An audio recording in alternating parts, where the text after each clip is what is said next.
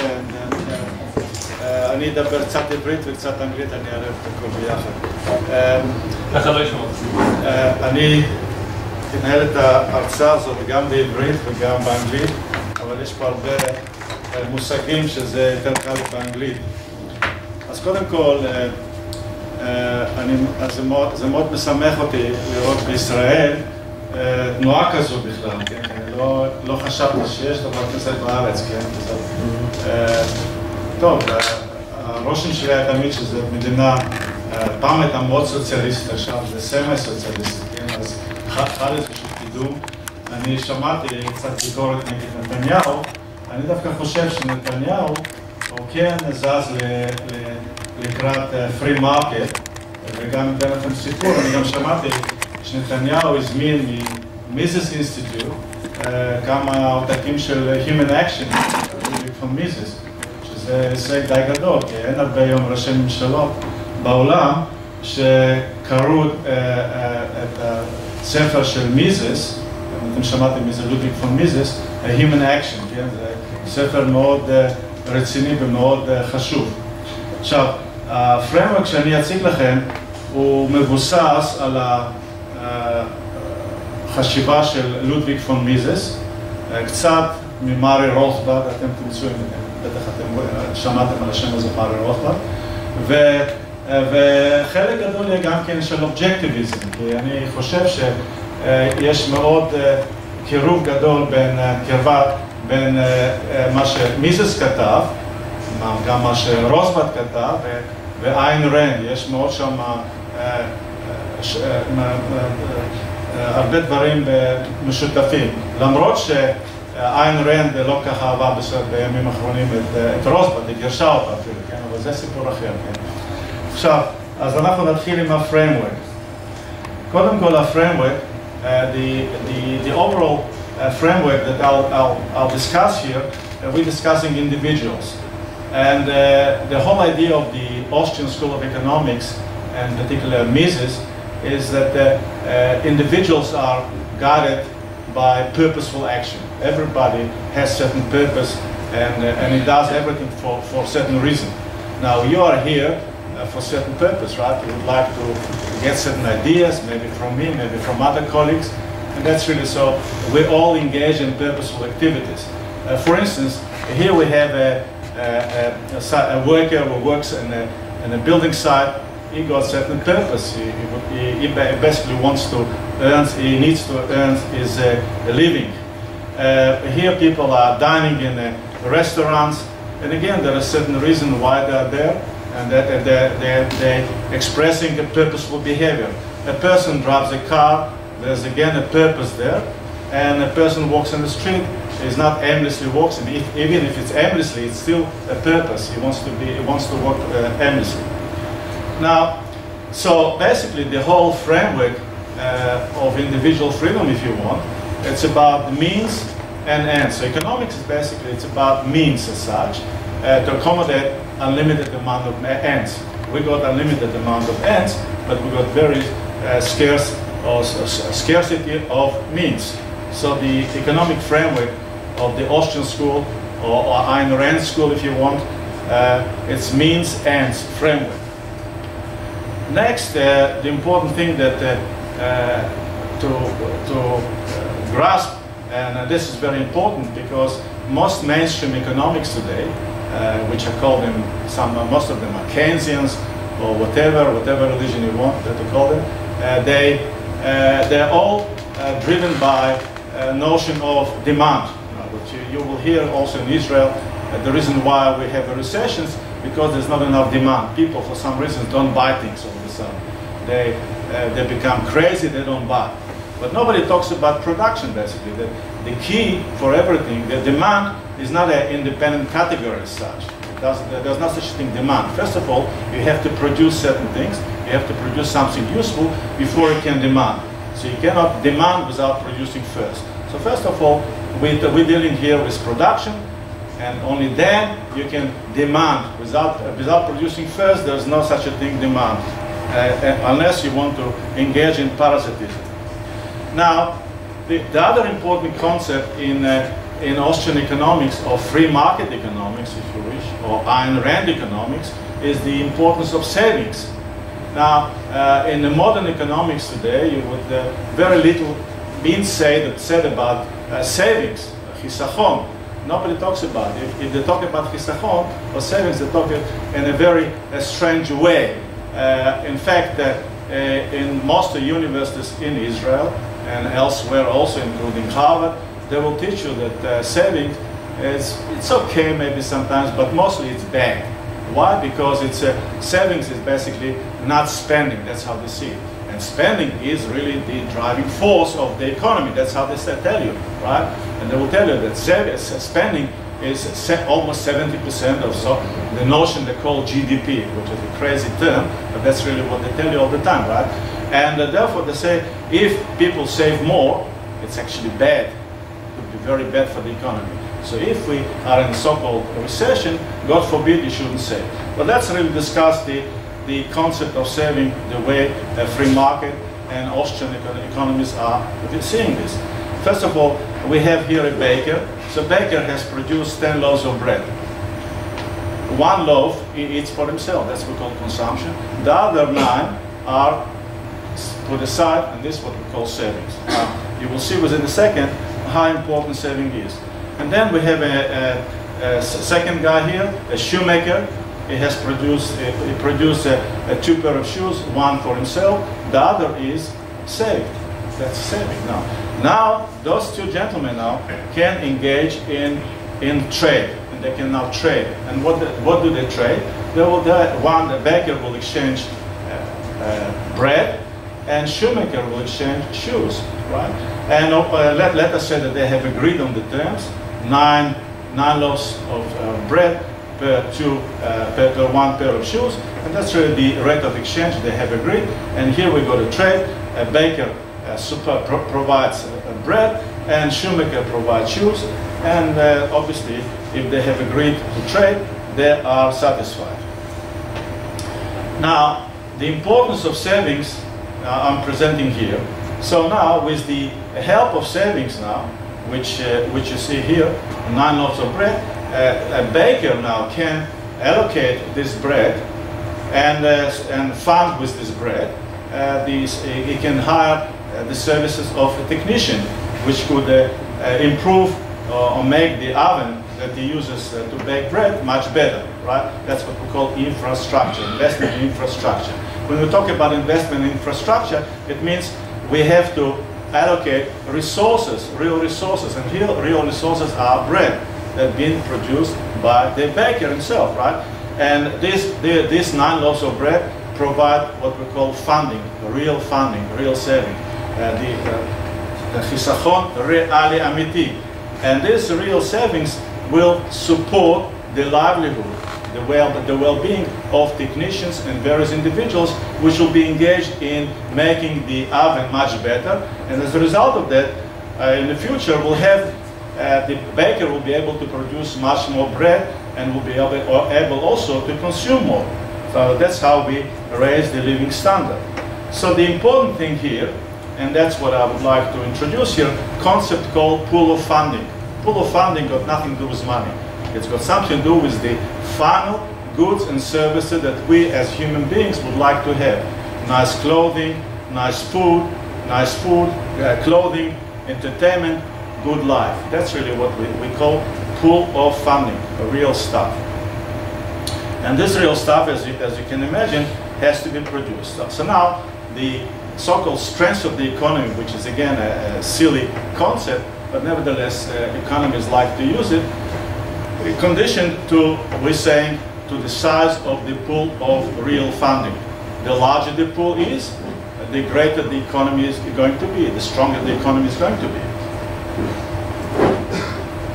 And to encapsulate all that in a neat way, so first of all, here we have the so-called pool of funding, which is wealth, which supports various individuals that are engaged in producing tools and machinery, what we call infrastructure, תשתית, השקעה בתשתית. And with better tools and machinery, we can expand on the pool of real wealth. We can become much wealthier. Now, a few minutes ago, the first speaker mentioned the issue of defense in Israel. That Netanyahu is interested only in defense, but he doesn't care about economics. I don't think I will agree with this, but I believe that the issue, because Israel has got each problem with defense, and we have to allocate more resources, it's basically imperative for Israel to try to create a much bigger pie as possible. In other words, important here to generate as big a pie as possible, as big a real pool of real wealth as possible, which will allow Israel to allocate enough for defense and enough for good living, right? So, in other words, there is no contradiction at all between good economics, good economic management, and looking after defense. Some people somehow believe that because we have in Israel defense issues, we have to starve and live in poverty. That's nonsense, right? On the contrary, we have to strive to enlarge our pie, or the bottom line, as big as possible. That's really the solution. Now, here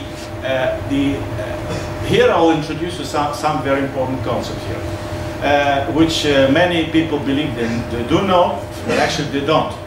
And this is the role of money. In the free market economy, capitalistic economy, unfortunately we cannot live in so-called barter, in other words, direct exchange, חלופיות ישירים. No, it has to be indirect exchange, and that's where the money came from. So now, the purpose of money is very important here. We need money for money. Money must serve as a middleman, as a broker, as a facilitator, nothing more. Money is just a middleman, medium of exchange. It produces absolutely nothing. It only helps to exchange something you produced, or you're producing something, and then you exchange the money you exchange something for money, and then you exchange money for something that you really want, which means in a proper, honest economy, proper, honest environment, where nobody really embezzles things and steals things or does wrong things, we'll have a situation where we exchange something for money and money for something else, which means with the help of money we exchange something for something. משהו בעד משהו באמצעות אמצעי חליפין שהם כסף. Now, consider a situation where we have a person who is engaged in counterfeiting, Frank Shostak. And so what exactly he does for living? He's just a counterfeiter. We call him a Johnny the counterfeiter, if you want, or you can give him any other name. So what exactly has he done to earn the money? Bugger all, nothing. He has exchanged nothing for money. He was doing nothing. He was just counterfeiting. Frank Shostak. He hasn't done any productive things. And then he used this forged money, כסף מזויף, to exchange for something useful, which means he has exchanged nothing for money and then money for something, which means with the help of fraudulent money, כסף מזויף, he has exchanged nothing for something. And in plain language, or any lawyer would know, this is what we call in English embezzlement, theft, gneva, robbery, if you want, right? Now, he has taken from the pool and has given nothing in return. Now, normally in a normal economy, a normal country which abides by laws, we put such a person who counterfeits money in jail. We lock him in jail because he steals, right? However, there's not much difference between counterfeiter or, let's say, organized body which prints money. The only difference is if let's say, central bank prints money, creates money, we call it legal tender. When somebody, like a fraudulent guy, prints money, we'll call him a counterfeiter, right? But economically speaking, they're on the same footing. They're both taking without giving back anything in return. Now, why it's so important? Because the monetary printing is the greatest evil today, if you want, worldwide. It's like a cancerous stuff. It's the medium of destruction of any form of economy. In fact,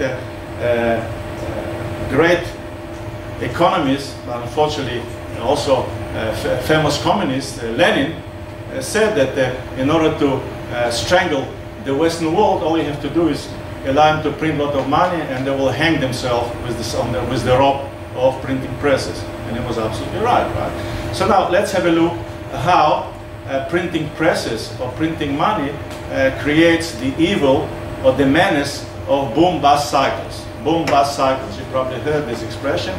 In Hebrew it's called mahzorei asakim. Now, economic boom. Well, let us say that the bureaucrats of the Central Bank of Israel or Central Bank of America or wherever, doesn't matter where, they have decided that it's right to build a pyramid around a certain large city, let's say in Tel Aviv or in Sydney, Australia, or in New York, let's say. Let's say it's in New York. And obviously we know that pyramids belong to Egypt. We shouldn't have them in New York. But let us say the central bankers have agreed we should have it in New York, right? So they're building a pyramid. In order to build a pyramid, you have to have certain individuals to build it. You have to have the material, you have to attract resources. Now, how do you pay those individuals who are engaged in building the pyramid? Very easily. You print money, you create this monetary balloon, which you see there, right? And by means of money, we already said, you exchange nothing for something. Because now, printing money will enable those individuals who got this money from printing presses to divert from the real pool of funding or from the real wealth that good guys have generated. It will divert from them. And since the pyramid is not productive entity, produces absolutely nothing, nobody needs such a thing, right? It adds absolutely nothing. We'll have a diversion of real stuff, real wealth, towards something nonsensical, inefficient, non-productive, wastage of resources, and we're building a pyramid. Obviously now, the pyramid will be calculated by Bureau of Statistics in Israel or elsewhere in the world, and everybody will cheer about it and say, well, great, we're having now a very interesting, very strong economic activity, and they put it in the so-called economic metric or indicator called GDP, Gross Domestic Product, or Totzar Leumi Golmi. And this is rising nicely, and everybody says, well, we're doing extremely well. Extremely well. The economy is prospers now. But nobody really asks what kind of prosperity it is. We're building pyramids, right? And it appears to be very nice statistics. However, the real economy is starting to bleed because we're diverting real stuff, real wealth towards nonsense, right? But economists are happy. Everybody's happy. Politicians are excited. And then they say, okay, why not to build 4 pyramids? It will be even greater, right? And we'll have a much greater economic prosperity. Sorry, we have questions at the end. Yes, so how society can decide the amount of money? We don't talk, questions at the end, please. Okay, questions at the end, all right, please. So now we have a situation where we have 4 pyramids. And obviously we have to have a much larger balloon, much larger balloon. And we employ now more people, right? More people in non-productive activities. We're having much greater GDP. However, but the pool of funding now, the real stuff, is coming a little bit under pressure. And here I'll skip this. And a stage will arrive where even the bureaucrats themselves might not like it, because all of a sudden there are certain side effects, like the prices starting to go higher.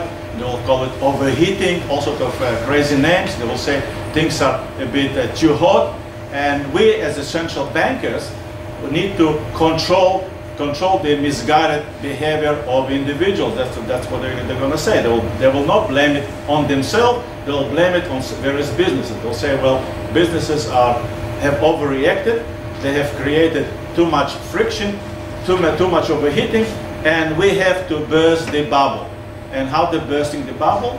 They basically either they will raise the interest rate or they will start slowing down the monetary pumping. So the moment they will arrest the monetary pumping, what will happen?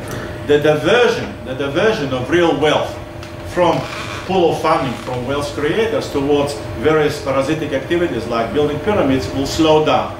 Obviously, all those individuals that will get much less, they'll be under pressure, they'll start suffering.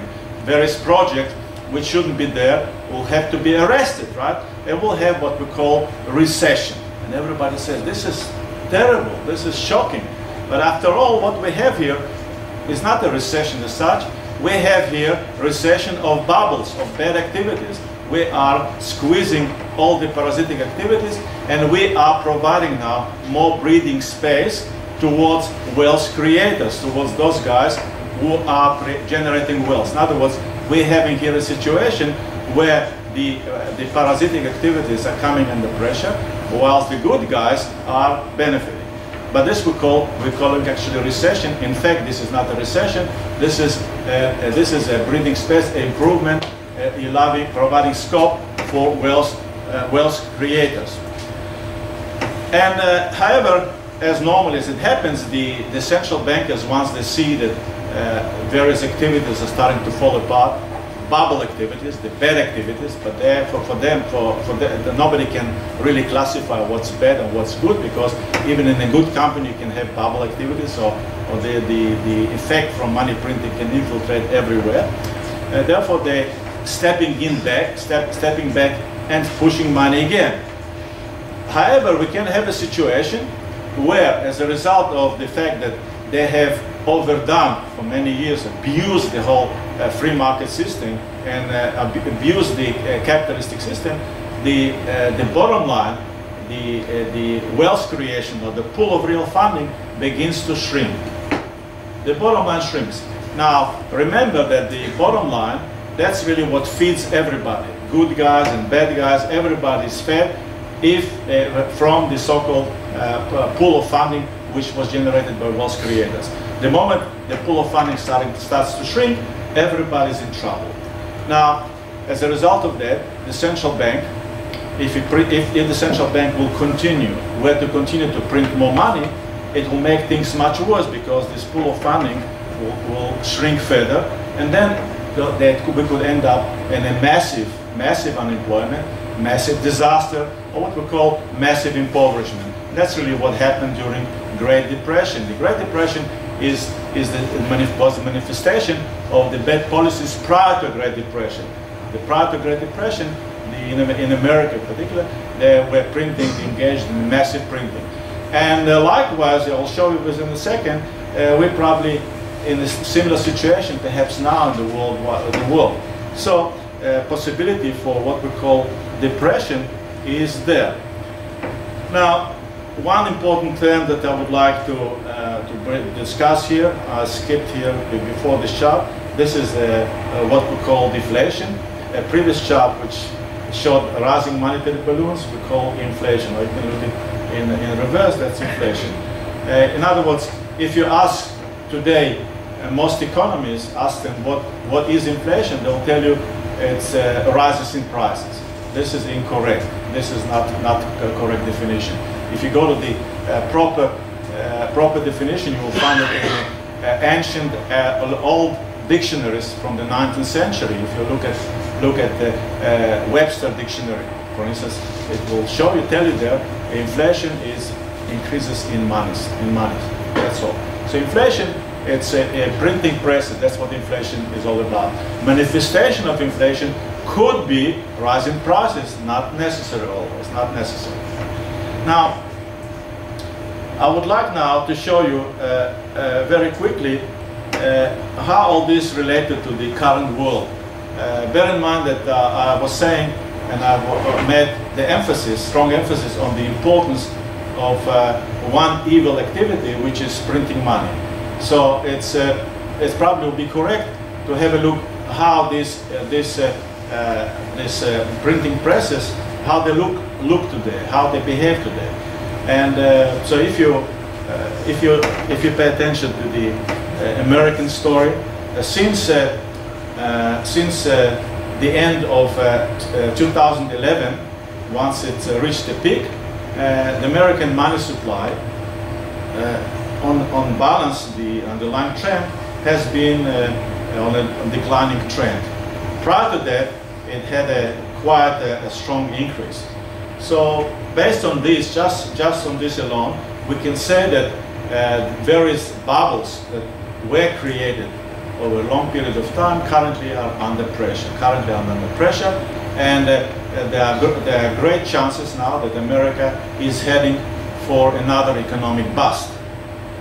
And how severe this bust is going to be depends on the what we call pool of funding, which you have seen what I mean by that. And I'm afraid I don't think the pool of funding today in America or elsewhere is in a great shape. In fact, it's on a hell of a pressure. And without the pool of funding, the chances that we could have a meaningful recovery in America. In fact, there wasn't any recovery for a long time. Even the official economists and officials themselves admitted.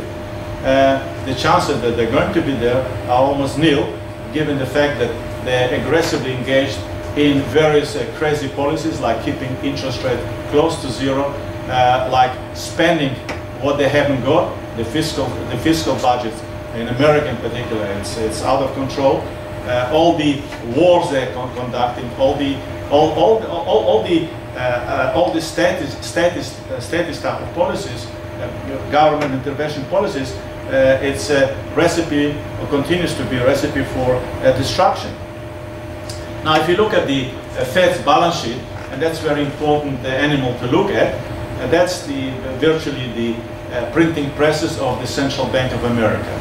Whenever a central bank buys assets, it means it prints money. Now, if you buy assets, for instance, as an individual, you have to have certain money and pay for it, right? The central bank doesn't have to do it. It will just write a check to you, and that's immediately like printing presses. For instance, if a central bank buys from you a share, it will send you a check.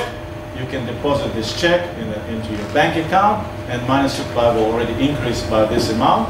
And then, of course, this money will move again and could travel again.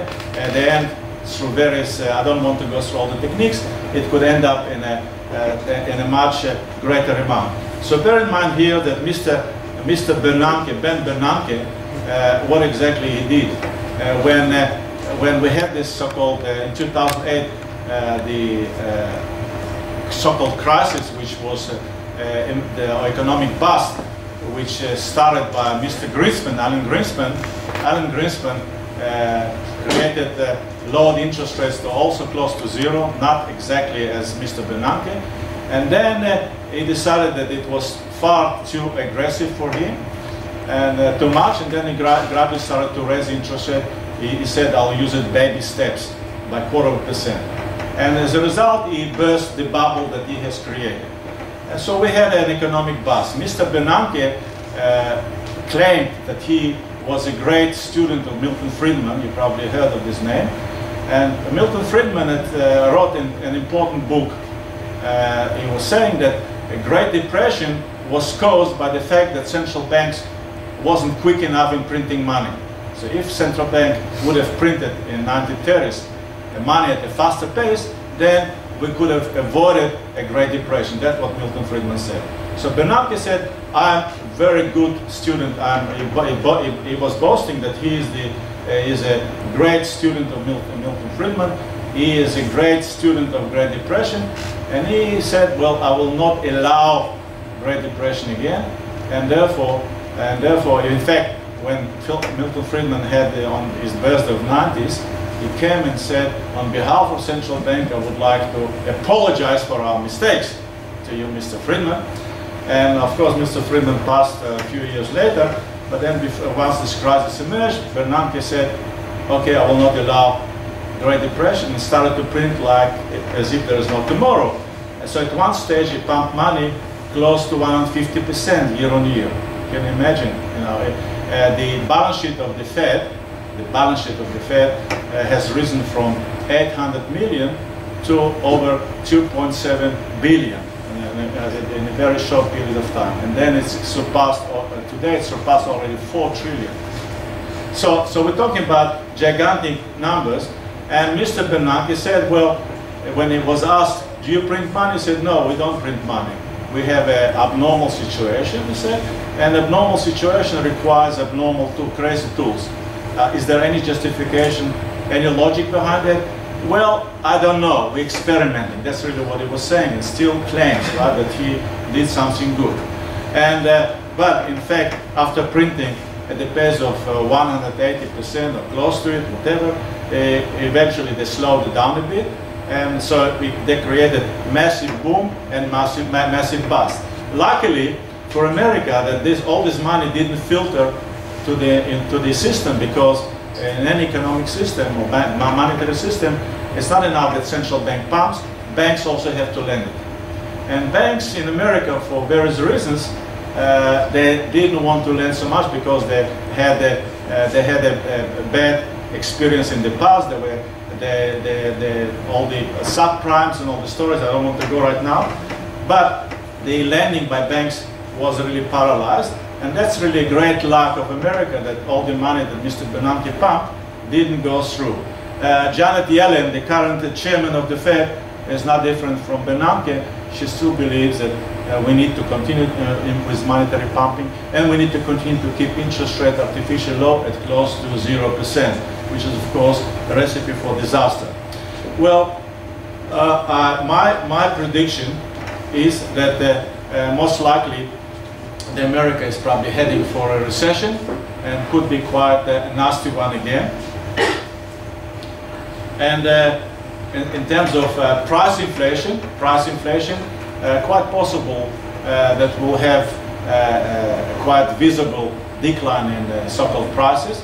And this is again normal, because once you're busting various bubbles, once you're busting them, obviously various products that they represent must come under pressure.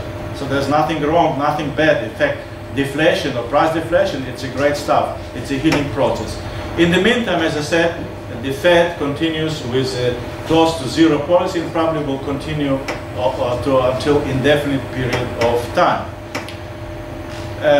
Stock market, normally when you print money, stock markets are the greatest beneficiary. However, I personally believe that it's probably overstretched, completely overstretched. The famous great investor Warren Buffett, which is one of the, like a Rambam of investment, right? He said, and he's very, very shrewd person. Maybe his economics not always great, but his knowledge of investment is great. And he was saying he cannot find value. But you cannot find value in the market. When he says such a thing, one needs to be very careful. One needs to be very careful. Another important personality, George Soros, says the same thing, right? It doesn't mean that they're all right, but it's quite likely that they're saying something correct. Let's have a look at Israel. I haven't analyzed Israel for 1,000 years, so this is my first analysis of Israel. But what I see today on Israel, I don't like it at all. First of all, the balance sheet of the Central Bank of Israel. Since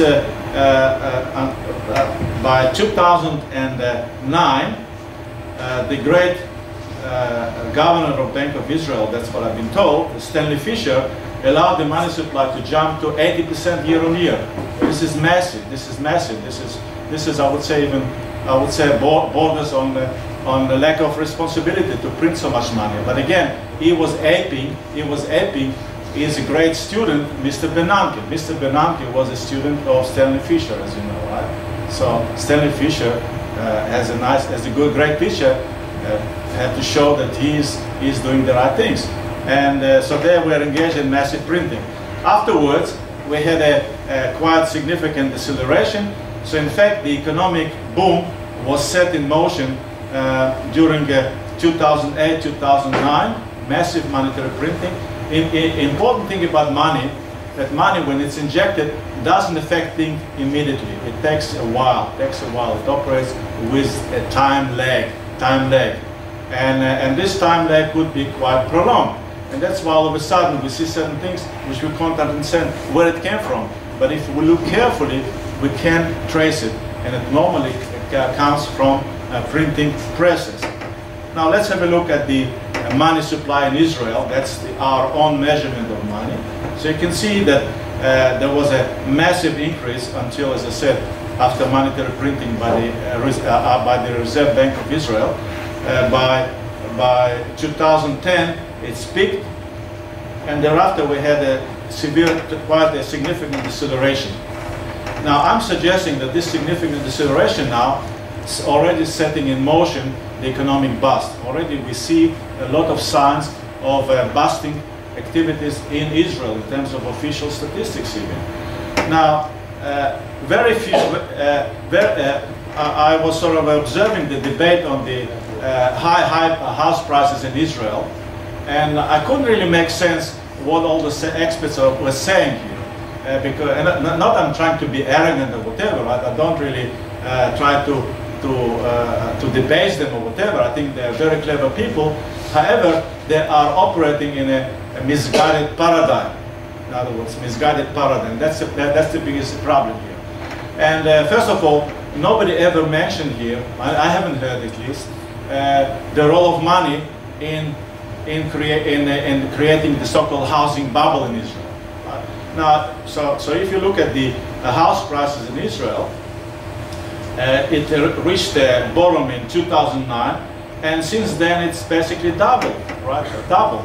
This is the price level or house price index in Israel. House price index in Israel.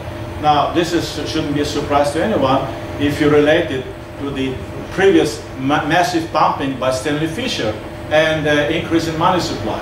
So the massive rises in prices in the property market here, it's not because there is a scarcity of land, maybe it's a certain factor, whatever. That's not an issue as such. This is not an issue as such.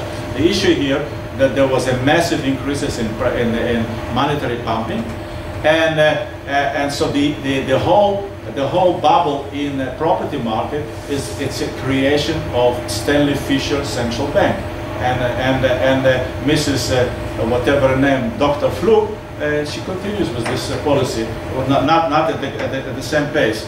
So I would say that the massive increase in the prices in Israel, it's in response to aggressive monetary pumping by the Central Bank of Israel, in response to what happened in the West, because Stanley Fischer believed that if Bernanke has to defend American economy, Stanley Fischer has to defend Israeli economy, right? And how do you defend? You print money. If you're in doubt, print more. If you're more in doubt, print even much more, right? So they believe by printing presses, they can solve the problems can replace real capital, real wealth creation. Now, so as I said, Israel is already in the midst of a bust, and various economic indicators like housing starts have fallen below the zero line quite significantly, right? If you look at the so-called GDP, which I found it a misleading indicator, nevertheless, officials and everybody uses them because for some crazy reason they believe that that's really a reflection of what the economy is doing. It's got nothing to do with that. It's a reflection of monetary turnover, nothing more than that. But even this indicator shows a visible decline in terms of rate of growth. And if we look at the manufacturing activity in Israel, so-called purchasing management index, and normally if it's at 50% line, it's supposed to indicate certain status quo. Right now it's fell below the 50 line, which is indicative of, according to this measurement, that manufacturing activity in Israel is already in a recession, And unemployment, well, this is again official statistics, but even in terms of official statistics, we do observe certain uptick already in the so-called unemployment. And you can see the uptick here. Whether it will go further up, only time will tell, because there is unemployment and wealth creation are two different things. You know, you can have a situation where people can dig ditches, right, and be employed, but this is all useless, right?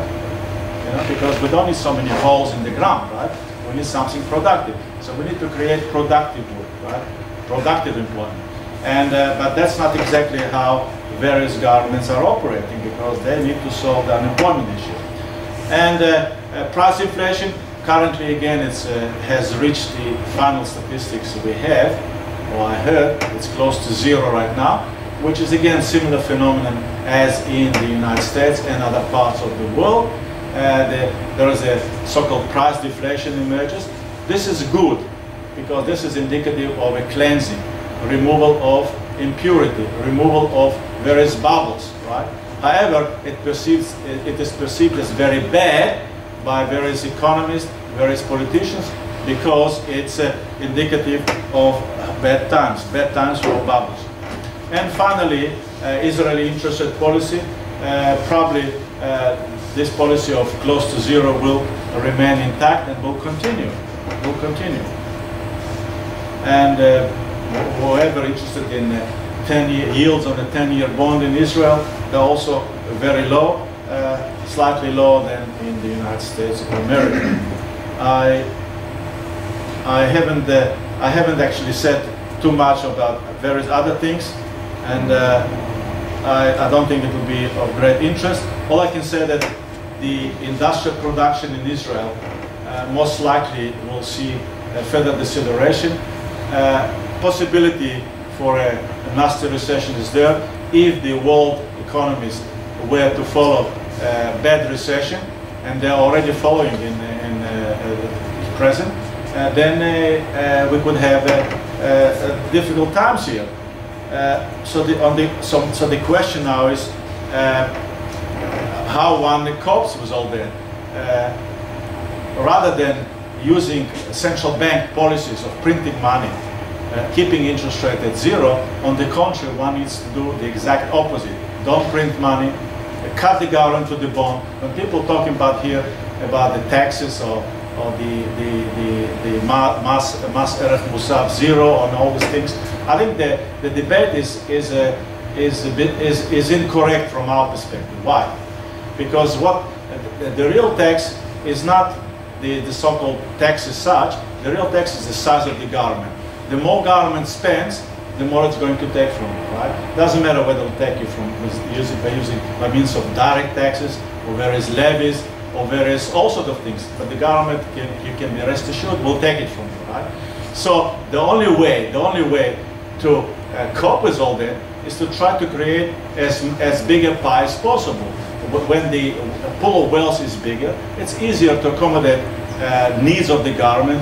And let's accept that the government says, well, we need to have a large defense spending. I agree. We need to have a large hell of expenses for defense. We would like to have great equipment to defend our soldiers. Yes. However, it can be done if you creating more wealth. A wealthy person can fight much easier than a poor person, right? It's a fact of life, right? So the wealthier you are, the easier it will be for everybody. In order to create more wealth, what the government should be doing is stepping out from various activities in the businesses. Don't tamper with the businesses. Let the specialists who understand how to run the economy, let them do it. In other words, don't run the economy. Let the businessmen run the show. Everybody should do it by himself, right? Everybody knows how to do it. The so-called proper capitalism, right?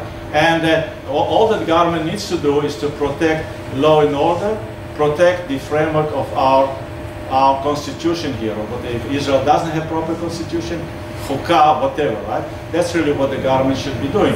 Should protect us against internal and external gangsters.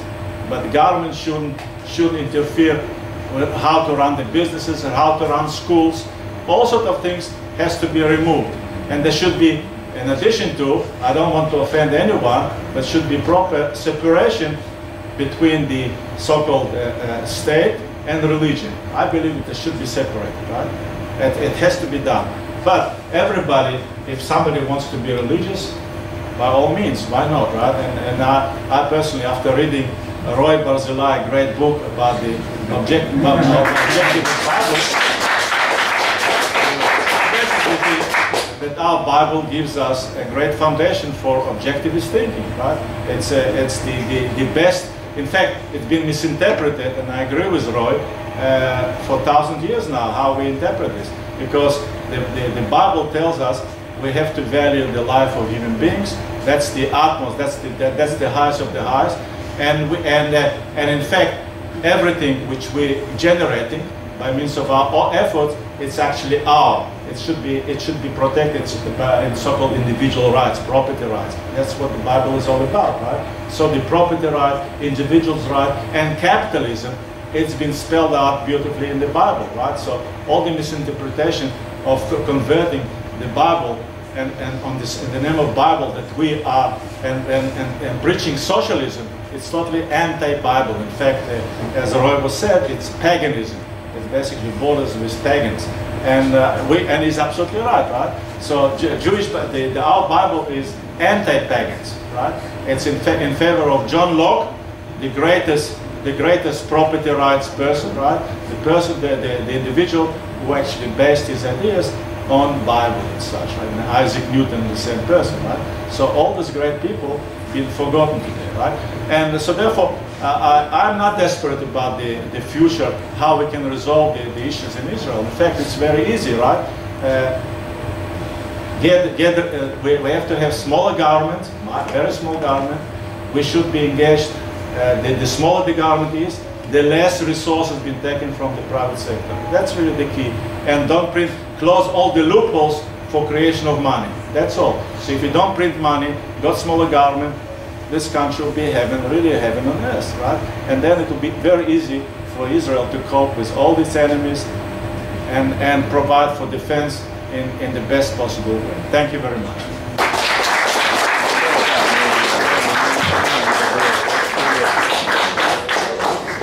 Question?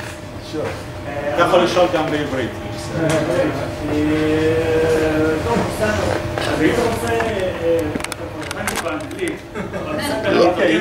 באנגלית. אני רוצה ללכת לנקודה הזאת שזה לא טוב בהכרח להגדיל את כמות הכסף, כי כל עוד אנחנו משתמשים בכסף מסוים, בהילך חוקי מסוים, אז צריך לקבוע את כמות הכסף, אפילו בביטקוין, שאני לא רוצה עכשיו להיכנס לשאלה מה צריך להיות ההילך החוקי, אבל גם בביטקוין יש לך מישהו שבעצם בביטקוין כמות הכסף גדלה. אז גם כאן אני חושב שכל עוד אנחנו משתמשים בדולרים, אז צריך להקטין. אז תשמע, קודם כל,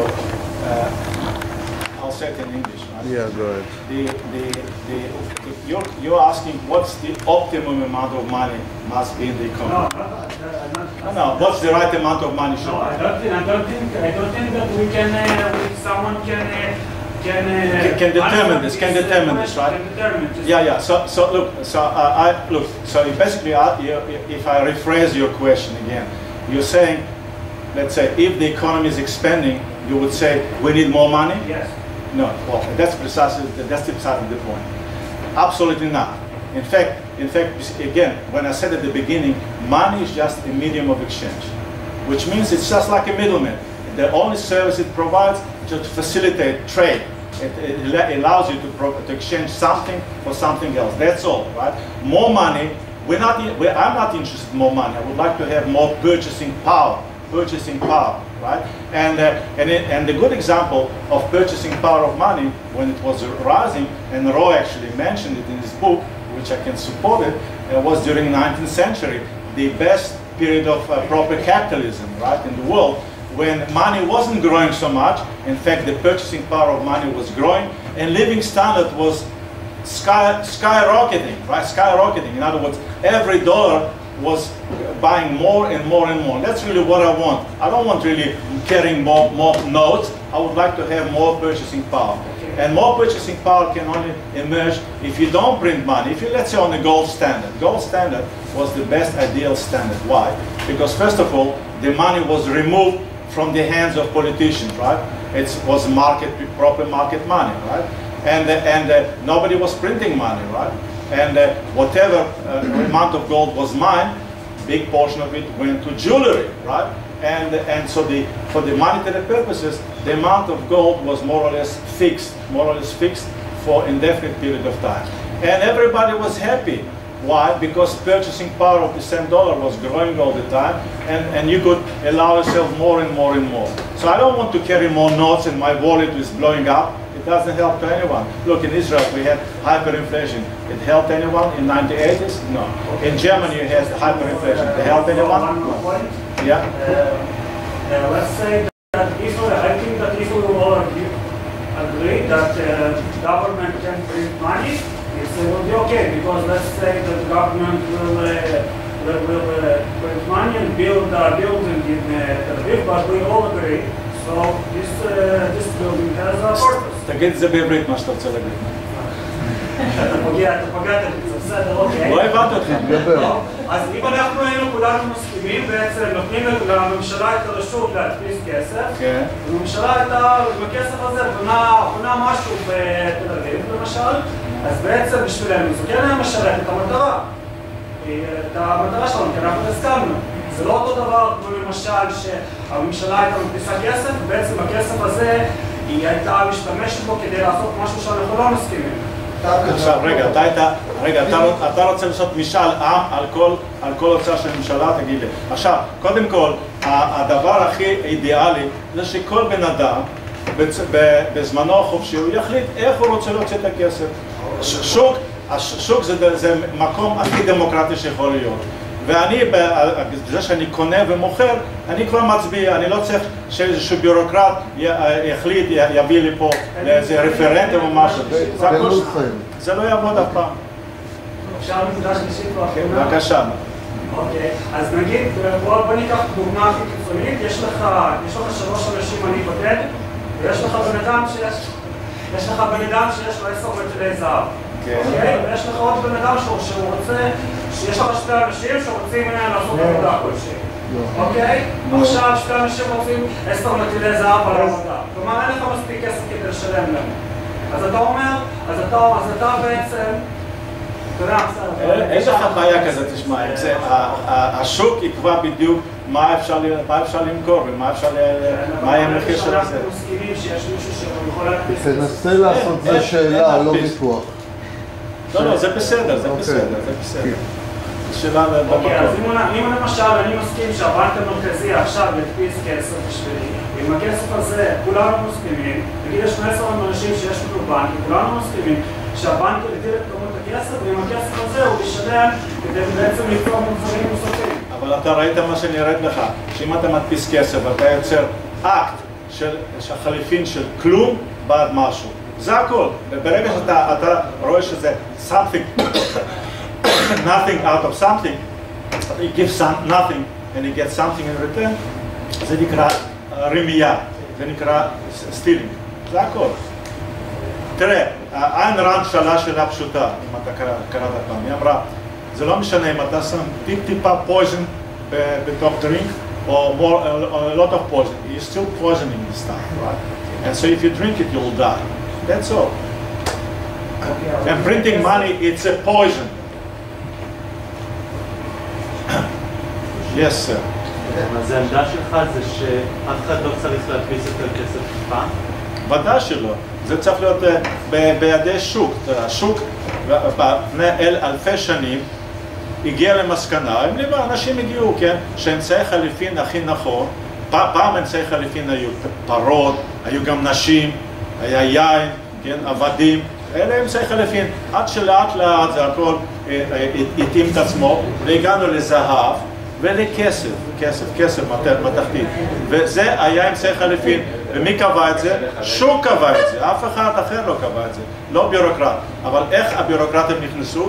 שמלכים התחילו לזייף, הם אמרו למשל, אתה יודע, הם אמרו, בא מלך חדש, אומר, בוא תחזירו לי את כל הכסף כי אני רוצה לשים את הפרצוף שלו למטבע, כן? my face. אז הוא לוקח את כל הזה והיה עושה מינטינג, כן? עושה מטבע חדש, שם את הפייס שלו. אבל מה, במקום שיהיה 100% pure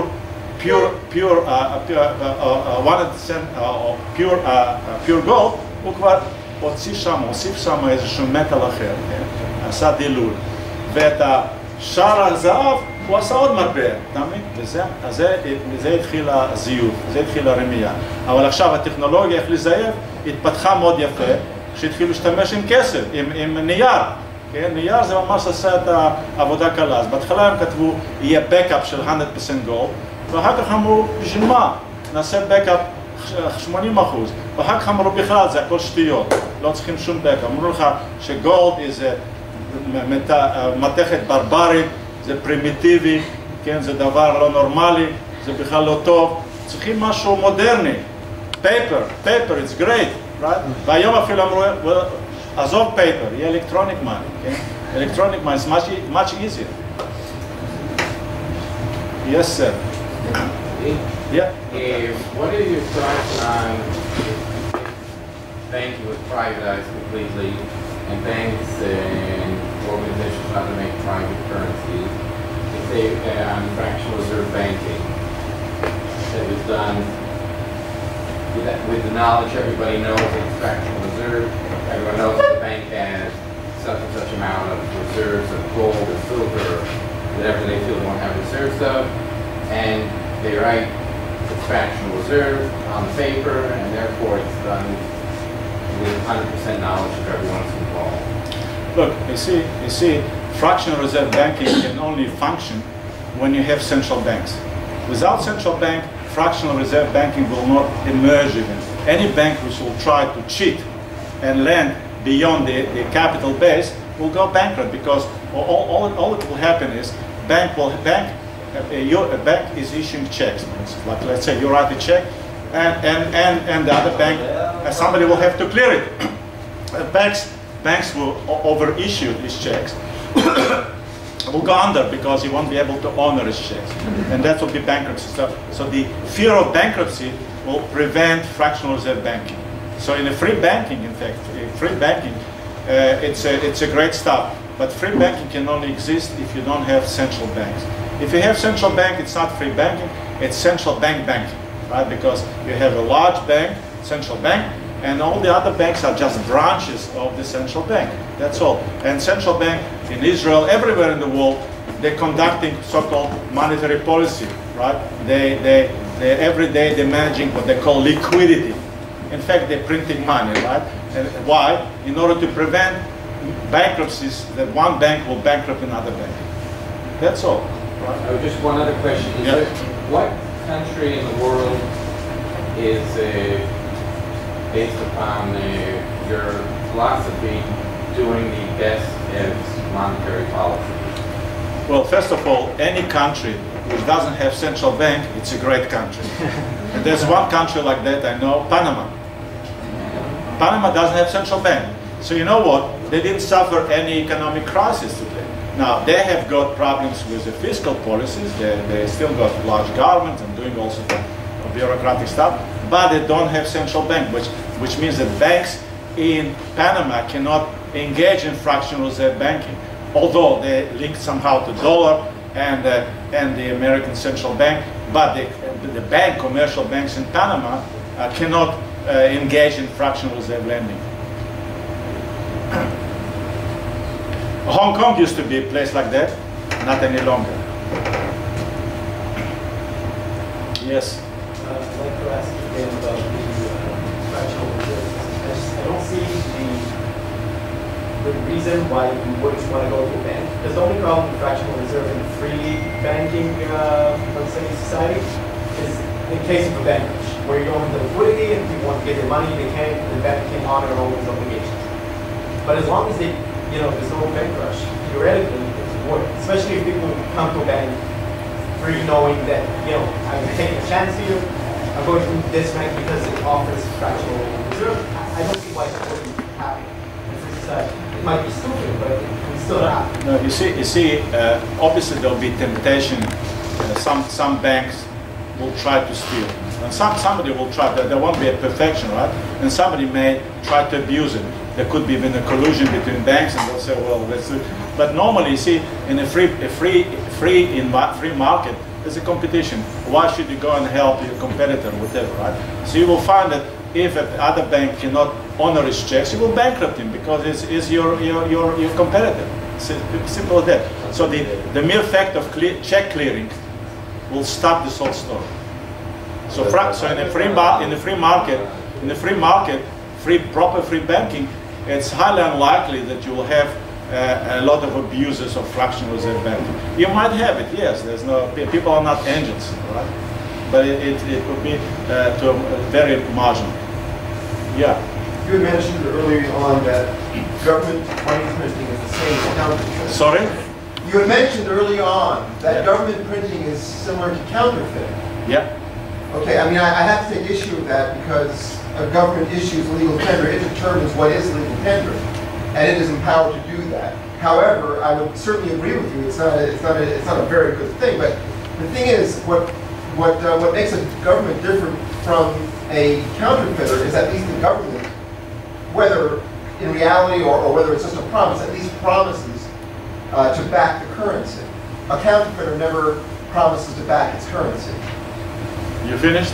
No, but I'm just saying that's the difference. No. So that's your question, right? Or you that's a comment. This is your statement. That's a comment. A government backs and at least is responsible for its currency. A counterfeiter is not.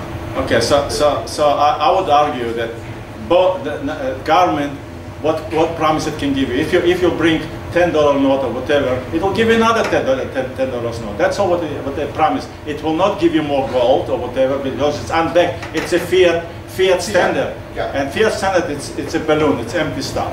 So basically, economically speaking, there's no difference between counterfeiter and government activity. It all depends on what the government does. Legally, yes, legally, because they are in power, they can legislate laws, and they can say, in fact, this type of counterfeiting, or fractional reserve lending, if you want, that's another form of counterfeiting, started in England, right? There was a case at the beginning of 19th century, I forgot the name of the judge, and somebody put his money, notes, in a safe deposit box. And he wrote certain things on these notes. And the bank opened this box and used them, right? So this guy came and said, listen, I want my notes back, right? These are my notes. You actually, you transgressed my privacy, you violated my property rights. The bank said, no problems, I'll give you another notes. He said, no, I want my notes, exactly my notes. Mm-hmm. So unfortunately, the British judge at the time passed a sentence in favor of the bank. And that's how the precedent was set for a legalized fractional reserve banking, right? So, but it doesn't mean that it's right. Economically, it was a despicable act. It was a theft. Because if you put money in a safe deposit box or valuables, you would like them there, right? Because if somebody will open your safe deposit box, you would accuse him for violating your rights, stealing from you. Yes? I would like to comment on the issue of security expenditure that you discussed earlier. The fact that Israel has a mandatory draft system where basically the army can grow infinitely and draft any person that finishes high school. That's just something that you do have to take in account when looking at security expenditures. You mentioned using more advanced technology equipment and things of that sort, but in fact the army is mostly growing in useless and not well managed manpower, and not in tanks or airplanes. Most of the expenditure is on pensions and salaries. Just something. Look, I cannot really comment on whether the defense budget is wasteful or whatever, right? All I can say that Israel requires a strong defense, right?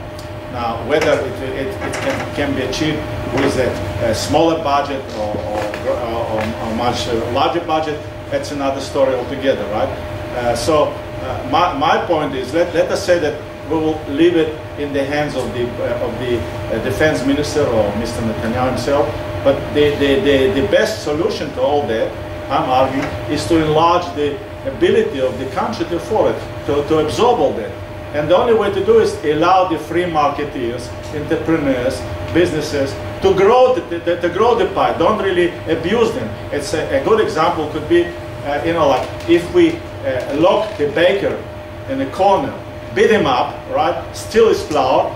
Obviously, he will not produce bread. So really, what we need is to allow the baker to be more free.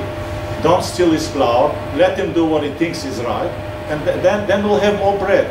Then our pie will be much greater, and then it will be easier to accommodate defense expenditure, and all sort of crazy things of this nature. Just point out. Yeah. Just the thing is that Israel, in this way, has a very unique situation. We have a relatively long military service for a Western country that's been going on, not in the case of emergency, just as a normal situation. So I would say that I'm not sure if this issue was well researched by economists of this specific situation, because it really is highly unique. Now, the thing is that, when you're looking at government expenditure, you're looking at how money is moved, how money is taxed, and how money is spent by government. But the fact is that manpower is also a resource, and that's something that I'm not sure if it's something that's well researched. Look, you mentioned something about to have a voluntary army here on a voluntary basis, right, at the beginning, right? Now, can Israel afford it? Put it this way, maybe it's a good idea. I don't say it's not, right? But somebody says, and what will happen if we won't have enough volunteers? Then the answer to this, if this will be the case, then we don't deserve to have a country. Because if we won't have enough defenders, people want to defend this country, then that's it, So at the end of the day, maybe it should be on a voluntary basis, right? But the way things are, I believe it has to be a gradual process, perhaps. But the most important thing is to create a much bigger pie.